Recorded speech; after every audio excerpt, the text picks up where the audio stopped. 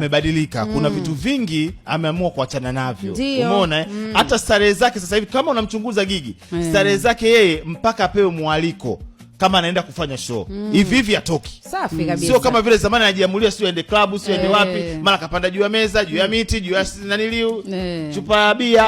Umeona? Kwa hiyo amepunguza. Kwa hiyo Gigi nimpongeze kwa hilo, na kama kuna mtu ambaye amemshika masikio Gigi na kumwambia bwana, kuna 1 2 3, moja ya kitu ambacho amewini Gigi ni kumuomba radhi Zuchu. Na Zuchu anaiana mwenyewe. Zuchu roho yake ya tishu. Mnyonge ni yake mpeni. Mtoto yule roho yake ya tishu.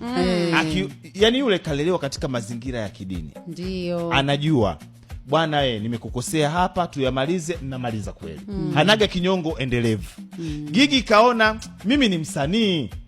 Kuna leo na kesho. Kuna leo na kesho. Mume wangu msanii. Mume wake Gigi. Mume wake Gigi. Maana kasija kwa maneno kabisa. Msanii. Kwa hiyo kuna uhitaji, tunahitajiana sisi wasanii. Umeona? Kwa hiyo kalifikiria kwa jicho la tatu. Kama kuna mtu kampa ushauri huo, kafanya vizuri sana. Maisha yanaenda kasi. Kuna leo na kesho, tunahitajiana. Na inawezekana Gigi hajapewa ushauri na mtu, ila mwenyewe kwa sababu kuna maisha ambayo ameamua kuyaishi, akatafakari akaona anatakiwa kufanya. Ila katika kitu Tina nikwambie, mimi nahisi mume wake kamshauri. Yule kijana na hekima kubwa sana. Yuko humble. Yule kijana na hekima kama kulelewa, yule mtoto kalelewa. Dini imekolea. Dini imemkolea kuanzia yeye mpaka wazazi wake. Waona siku ya ndoa pale.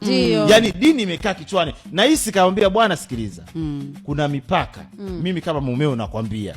Haya mimi sitaki. Alafu Zuchu Mzanzibari mwenzie.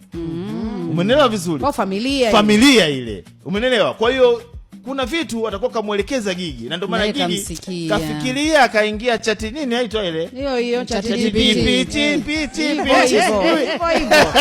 Wengine wanaita AI.